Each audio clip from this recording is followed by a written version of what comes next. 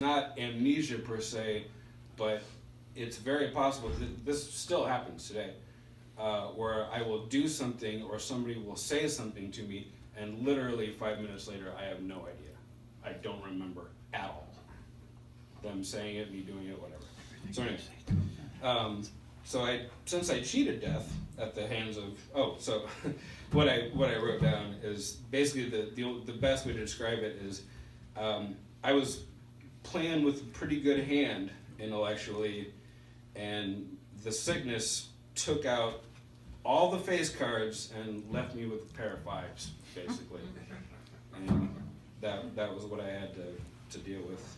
So I decided, since I had cheated death at the hands of meningitis, I was going to do it myself.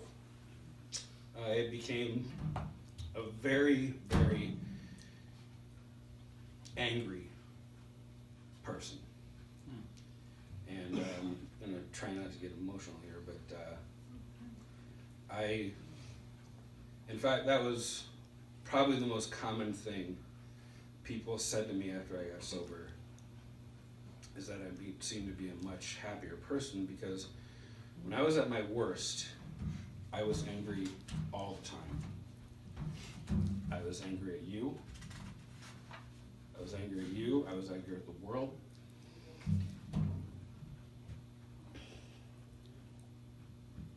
I get really emotional when I talk about this, because most of all, I was angry at myself.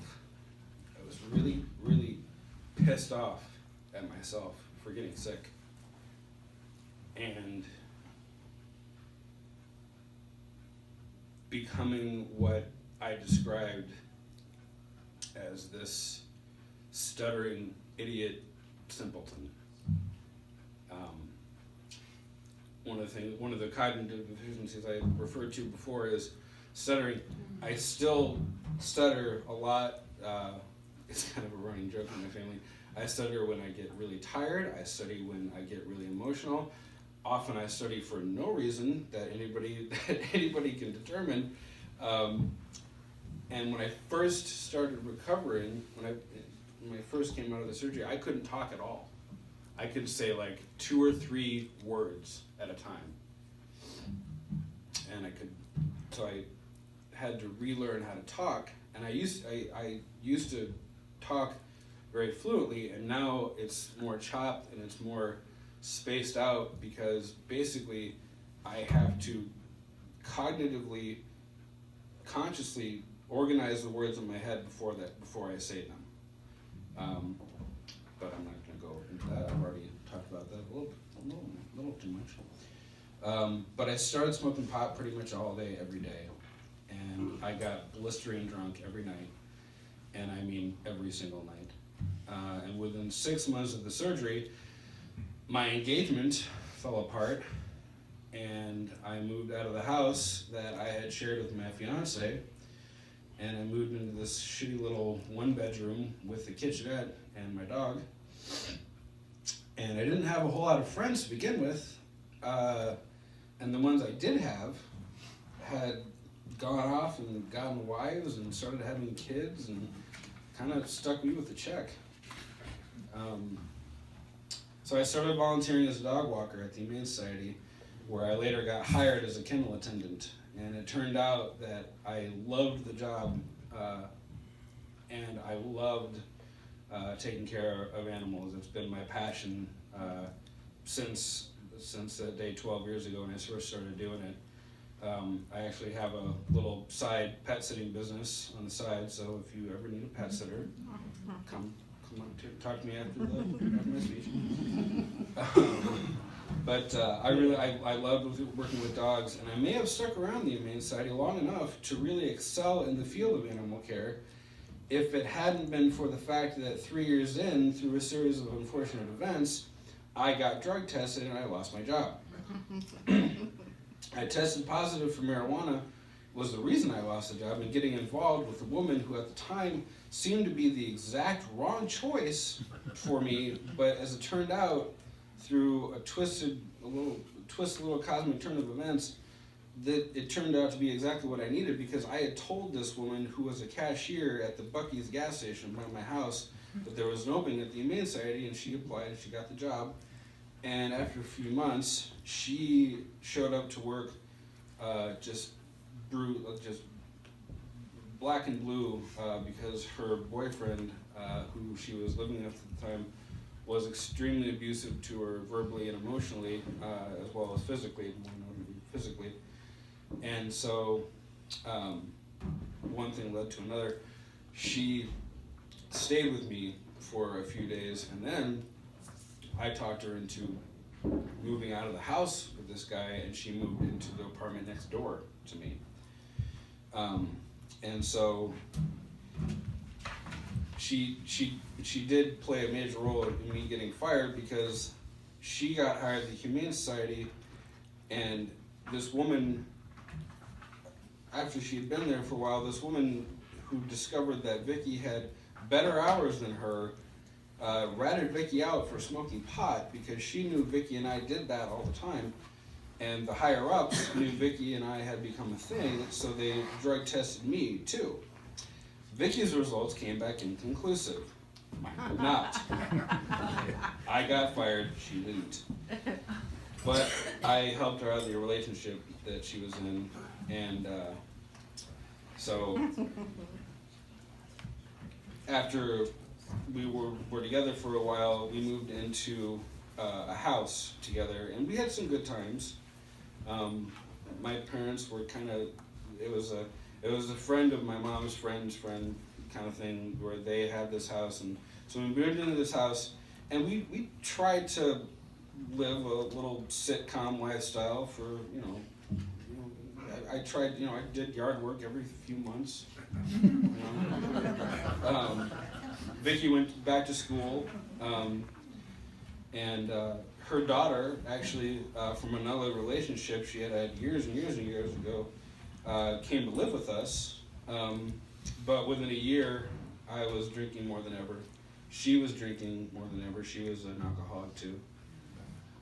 She had dropped out of school, and her ex-boyfriend still came by for their son's sake. I don't know why she allowed that, but she did. And actually, that actually led to me getting on Xanax so I could calm the hell down, because I went to the doctor actually, and I told him that if the kid wasn't going to be on any medication for his ADD, I had to be on medication for having to deal with the fucking kid. And I'll tell you something right now. The combination of cheap Barton's vodka, MGD, and Xanax turns you into a pretty mean fucking drunk.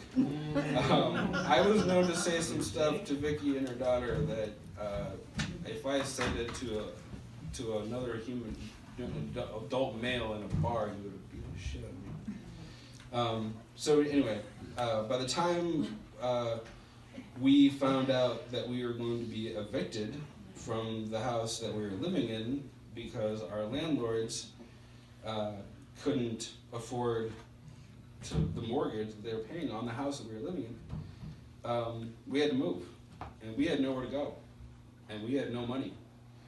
And my parents and my older brother had completely shut me out around the time I moved into this house with Vicky, because I had blown off of meeting them at a restaurant for my sister's birthday because I got drunk instead. And I talked to my brother once on the phone. He lives in Rhode Island. And my parents and my brother talked to my girlfriend once or twice as I spiraled down to my bottom.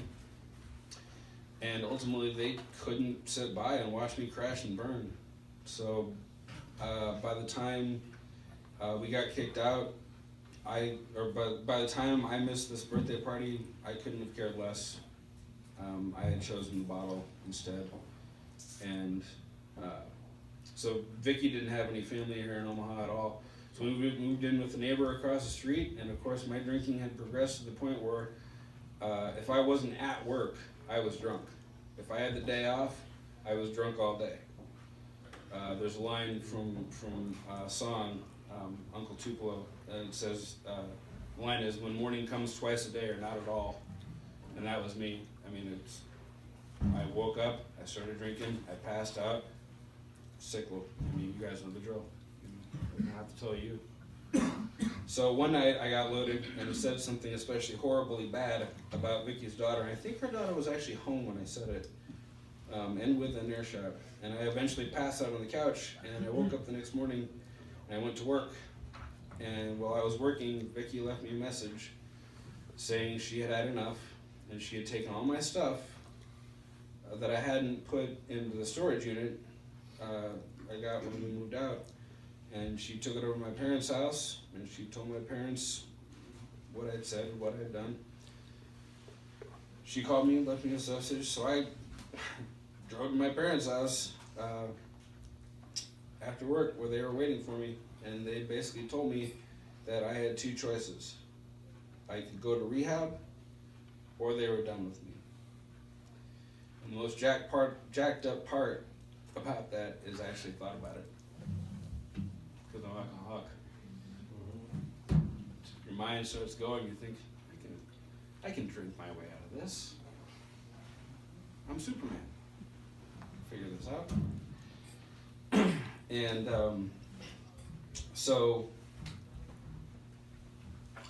I kind of thank God that I did have my moment of clarity and took my parents up on their offer to drive me to rehab, because there was something to this idea that maybe, just maybe, I had no control over my drinking and my life had become unmanageable.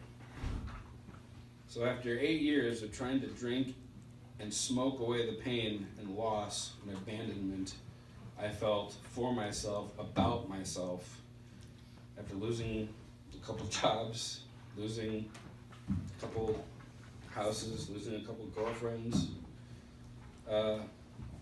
and far and away, and most importantly, losing the close relationship I had with my father and my brother and my mother, who cared too much for me to watch me piss my life away, I agreed to treatment. And I'd say it was about 10 days in when I fully comprehended the complete and total utter mess that I had made of my life. And after treatment, I went to live at a 3/4 house that was pretty relaxed. I knew a couple of guys that moved there. We were all in treatment together at Valley Hope, and we went to the same 12-12 house. And the guy that owned the house, Tom, was in recovery himself, and he stressed the importance of Alcoholics Anonymous. And I gotta say, guys, I mean, I drank the Kool-Aid.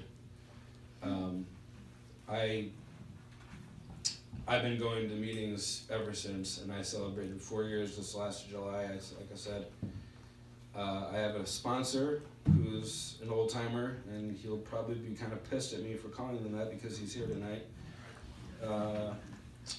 And I can honestly say that I owe every good thing in my life to getting sober, and the program of Alcoholics Anonymous has been there the whole way. The chapter The Agnostic in the Big Book was written for me. I was raised Catholic. I went to Catholic school for 16 years. Catholic grade school, Catholic high school, Catholic university. People always kind of wonder, how can you be agnostic? How can you be atheist? Because I went to Catholic school for 16 years. Pretty causal relationship, if you think about it. But in the big book, so the chapter of the Agnostic in the Big Book was written for me, as was the book Zen and Recovery, a book written by a guy who actually has a story pretty similar to mine in a lot of ways. And he is now a skilled Buddhist scholar, as well as a recovering alcoholic. And it was through that book that I was able to marry my skepticism about God